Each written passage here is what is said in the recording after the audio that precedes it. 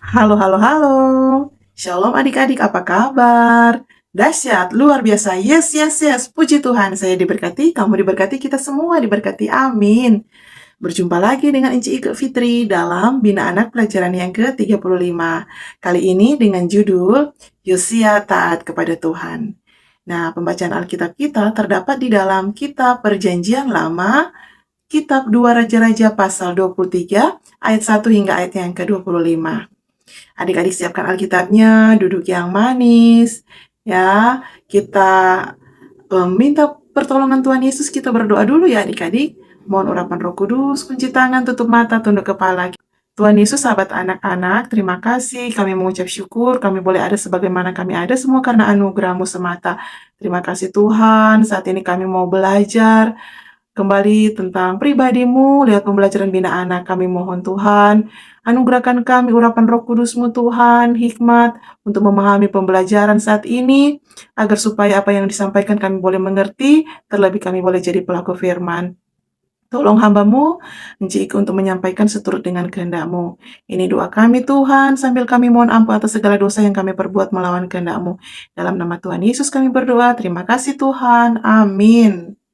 Nah, adik-adik sudah siapkan Alkitabnya, kita akan baca bersama-sama di dalam 2 Raja-Raja ya. Jangan buka di Kitab Perjanjian Baru karena Kitab Raja-Raja ada di Perjanjian Lama. Kita akan baca bersama-sama 2 Raja-Raja pasal 23 ayat 1 sampai ayat yang ke-25. Demikian firman Tuhan, kita baca bersama-sama, kita mulai. Dengan judul Pembaruan yang dilakukan Yosia. Sesudah itu, Raja menyuruh orang mengumpulkan semua tua-tua Yehuda dan Yerusalem. Kemudian pergilah Raja ke rumah Tuhan dan bersama-sama dia semua orang Yehuda dan semua penduduk Yerusalem, para imam, para nabi, dan seluruh orang awam.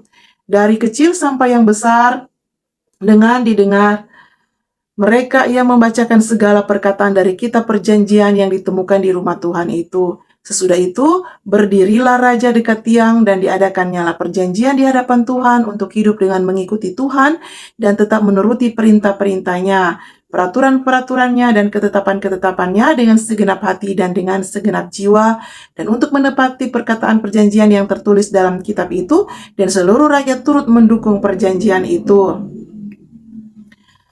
Raja memberi perintah kepada imam besar Hilkiah dan kepada para imam tingkat 2 dan kepada para penjaga pintu untuk mengeluarkan dari bait Tuhan segala perkakas yang telah dibuat untuk Baal dan Asyera dan untuk segala tentara langit.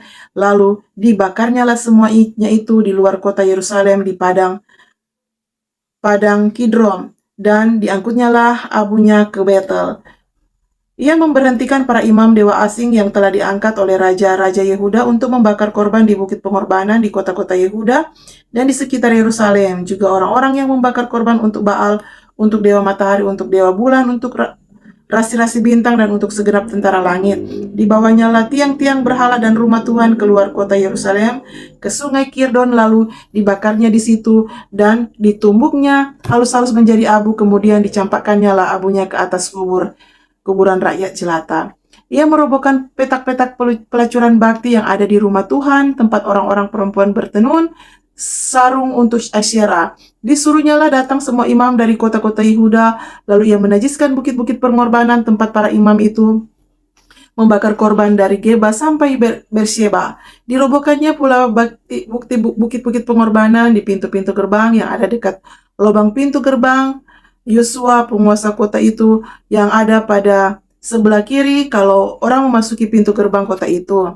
Tetapi para imam bukit-bukit pengorbanan itu tidak boleh naik ke mezbah Tuhan di Yerusalem. Hanya mereka boleh memakan roti yang tidak beragi di tengah-tengah saudara-saudara mereka. Ia menajiskan juga Tofet yang ada di lembah Bet Hinnom, supaya jangan orang mempersembahkan anak-anaknya sebagai korban dalam api untuk dewa Molok.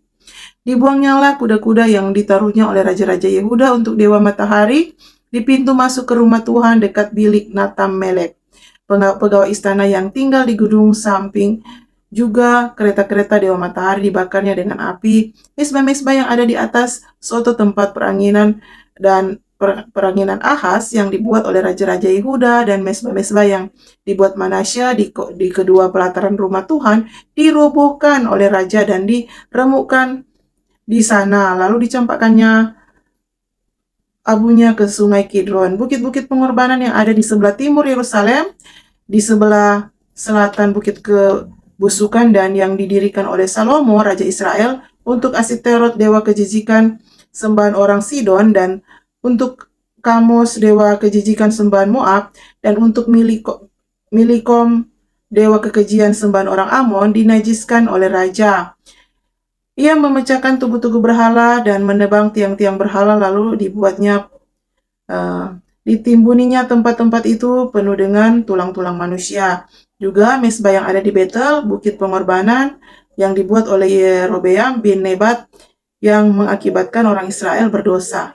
Mesbah dan bukit pengorbanan itu pun dirobohkannya dan batu-batu dipecahkannya, lalu ditumbuknya halus-halus menjadi abu dan dibakarnya tiang-tiang berhala.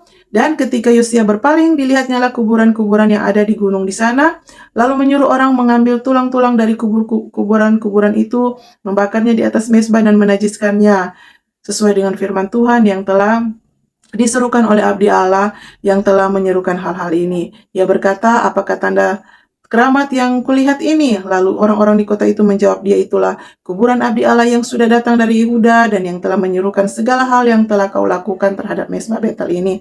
Lalu katanya, biarkanlah itu, jangan ada orang yang menjamah tulang-tulangnya. Jadi mereka tidak mengganggu tulang-tulangnya dan tulang-tulang nabi yang telah datang dari Samaria itu. Juga segala kuil di bukit-bukit pengorbanan yang di kota-kota Samaria yang dibuat oleh raja-raja Israel untuk menimbulkan sakit hati Tuhan, dijauhkan oleh Yosia, dan dalam hal ini ia bertindak tepat seperti tindakannya di Betel. Ia menyembelih di atas mesbah-mesbah itu semua imam-imam bukit pengorbanan yang ada di sana dan dibakarnya tulang-tulang manusia di atasnya. Lalu pulanglah ia ke Yerusalem. Kemudian raja memberi perintah kepada seluruh bangsa itu, rayakanlah Paskah bagi Tuhan Allahmu seperti yang tertulis dalam kitab perjanjian ini, sebab tidak pernah lagi dirayakan Paskah seperti itu sejak zaman para hakim yang memerintah atas Israel dan sepanjang zaman raja-raja Israel dan raja-raja Yehuda. Tetapi barulah dalam tahun ke-18 zaman Raja Yosia, Paskah itu dirayakan bagi Tuhan di Yerusalem. Para pemanggil arwah dan para pemanggil roh peramal juga, terafim, berhala-berhala, dan segala dewa kejijikan yang terlihat di tanah Yehuda dan di Yerusalem dihapuskan oleh Yosia dengan maksud menepati perkataan Taurat yang tertulis dalam kitab yang telah didapati oleh Imam Hilkia di rumah Tuhan. Sebelum dia tidak ada raja seperti dia yang berbalik kepada Tuhan dengan segenap hatinya, dengan segenap jiwanya, dan dengan segenap kekuatannya sesuai dengan segala Taurat Musa, dan sesudah dia tidak ada bangkit lagi yang seperti dia. Demikian pembacaan firman Tuhan kita. Berkati Tuhan, ada ungkapan yang mengatakan tak dikenal maka tak disayang. Ya, pernah dengar? Nah, ada satu nama yang kita belajar saat ini, yaitu Yosia. Adik-adik ada yang bernama Yosia? Ada? Ya, Yosia kali ini adalah seorang raja Yehuda yang berusia 8 tahun ketika dia menjadi raja, adik-adik. Yosia adalah seorang raja yang mengasihi Tuhan. Ibunya bernama Yedida binti Adaya dari Boskat. Dia punya ayah adalah Raja Amon dan kakeknya adalah Raja Manasye. Nah, adik-adik, kalau 8 tahun berarti dia masih sekitar kelas 2 SD atau kelas 3 SD, ya. Nah, Anci mau tanya, ada adik-adik yang masih kelas 2 atau kelas 3 sudah berani menjadi seorang pemimpin di kelas? Jadi ketua kelompok, ketua kelas, atau jadi seorang leader? Ada? Ya. Yosia sudah dipercayakan oleh Tuhan, oleh bangsanya menjadi seorang raja, ya, raja bangsa Yehuda. Nah, pada umur yang masih muda, umur 8 tahun, ya. Nah, adik-adik, Raja Yosia ini berbeda dengan raja-raja yang sebelumnya, ya. Raja Yosia hidup takut akan Tuhan, ya. Dia hidup berkenan kepada Tuhan. Dia mau ini bangsa Israel hidup takut akan Tuhan, ya, hidup mau mengasihi Tuhan. Jadi dia suruh orang-orang untuk membersihkan itu bait suci. Nah, pada saat membersihkan bait suci, sang imam yang tinggi ya menemukan kitab Taurat ya, ada gulungan kitab Taurat dorang temukan di dalam bait Allah. Jadi seorang pelayan membacakannya untuk Raja Yosia ya, karena Raja Yosia masih kecil adik-adik ya. Nah, kalau ada adik-adik yang belum bisa membaca, boleh adik-adik minta tolong Pak Mama atau Pak Papa baca akang Alkitab atau membacakan cerita firman Tuhan, ya. Ataupun suruh kakak baca akang, adik suka mau dengar firman Tuhan, encik suruh hafal atau encik suruh baca cerita tentang misalnya Yosia, Raja Daud, Raja Saul, ya. Banyak cara kita untuk belajar firman Tuhan, ya. Kalau belum bisa membaca, orang boleh mendengarkan firman Tuhan atau lewat YouTube channel Encik Ike Fitri ataupun encik-encik yang lain, atau adik-adik dengar di Pondok Gembira di ibadah sekolah minggu lewat guru-guru sekolah minggu, ya. Sehingga dengan demikian adik-adik boleh mengenal ya itu tokoh-tokoh Alkitab yang ada. Ya, terlebih boleh mengenal itu pribadinya Tuhan Yesus. Kita boleh mengenal Tuhan kita, ya. Yosia mendengarkan firman Tuhan sehingga selesai dia mendengarkan apa? Dia merasa sedih, ya. Karena rakyatnya ternyata tidak mematuhi dan tidak taat akan firman.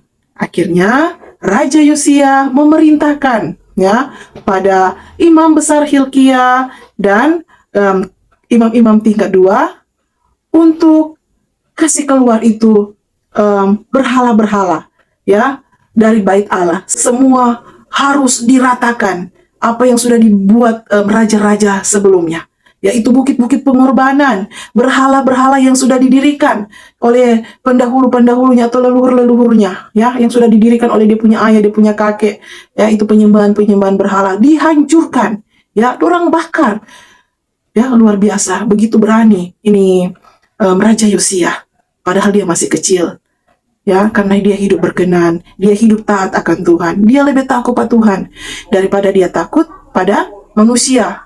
Nah, semua bukit-bukit pengorbanan yang di Samaria yang sudah backing sakit hatinya Tuhan dihancurkan, diratakan, ya. Setelah itu, Raja Yosia memberikan perintah kepada seluruh bangsa untuk merayakan Paskah, ya. Merayakan Paskah untuk Tuhan karena sejak zaman hakim-hakim ya sampai di zaman raja-raja, bangsa Israel dan bangsa Yehuda sudah tidak pernah ada lagi perayaan Paskah. Nanti tahun ke-18 saat zaman Raja Yosia baru dirayakan Paskah, ya. Ya adik-adik, nah Paskah dirayakan bagi Tuhan di Yerusalem. Jadi jadi Alkitab mencatat, ya, sebelum Raja Yosia, ya, tidak ada raja seperti dia yang benar-benar berbalik kepada Tuhan dengan segenap hati, dengan segenap jiwa, dan dengan segenap kekuatan. Ya, adik-adik yang diberkati Tuhan, kalau Raja Yosia taat kepada Tuhan, ya, Yosia hidup benar di mata Tuhan seperti bapak leluhurnya Raja Daud, ya. Berarti tindakan, ya, perkataan, dia punya perbuatan harus sesuai dengan kata firman, ya. Sesuai dengan firman Tuhan, ya. Berarti semua yang menjadi larangan-larangan oleh firman Tuhan harus dihindari, ya. Itu baru dikatakan seorang yang benar di mata Tuhan. Jangan melanggar itu firman Tuhan, ya. Harus sesuai itu isi hati dengan torang pepikiran, dengan torang peperbuatan, ya. Harus sama karena semua itu pasti dilihat, diketahui Tuhan, ya. Sama dengan itu lagu, mata Tuhan melihat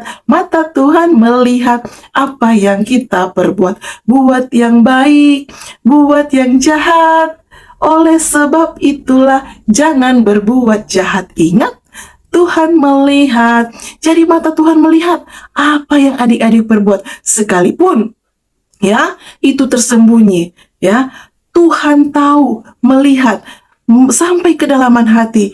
Mana ini anak-anak manis-manis, mana ini anak dengar-dengaran, oh ini anak-anak pamalawang, oh ini anak-anak jaga sembunyi teman-teman pemainan, teman-teman punya barang di sekolah, teman-teman pe penghapus dia so ambe, oh ini satu jaga ambe dia pe mama pe doi sisa belanja di warung, dia pe mama dia bawa pe doi, aduh ini satu kumang dia orang suka menolong, seperti itu. Tuhan Maha tahu ya.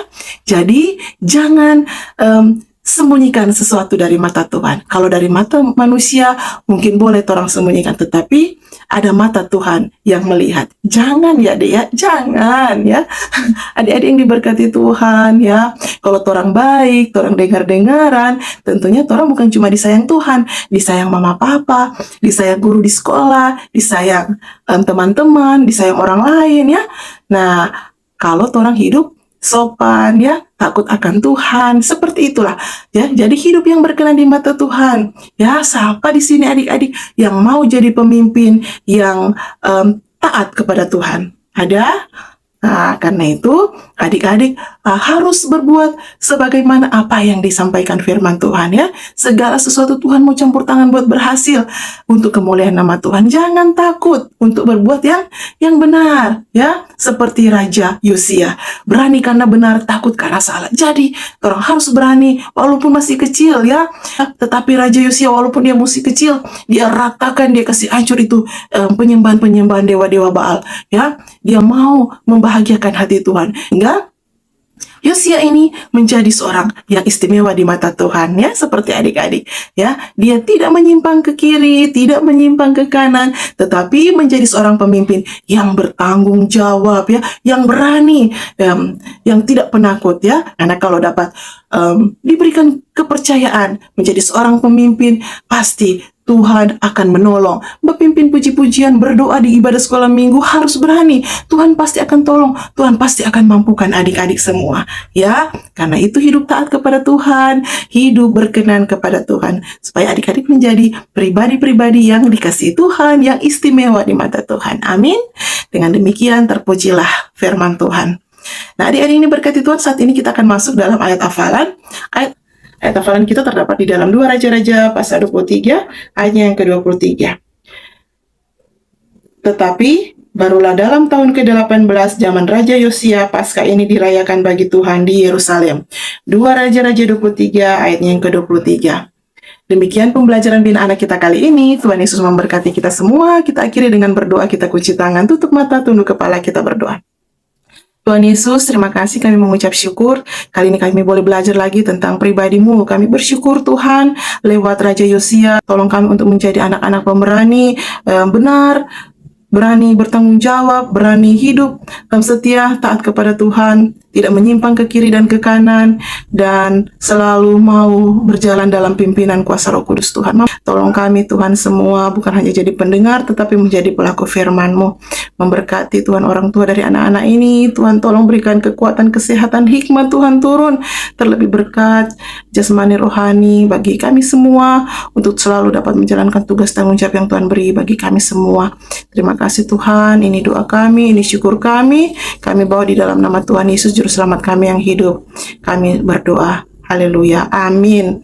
Demikian pembelajaran bina anak kita kali ini. Tuhan Yesus memberkati semua yang sudah menyaksikan YouTube channel ini. Sampai jumpa minggu depan. Shalom.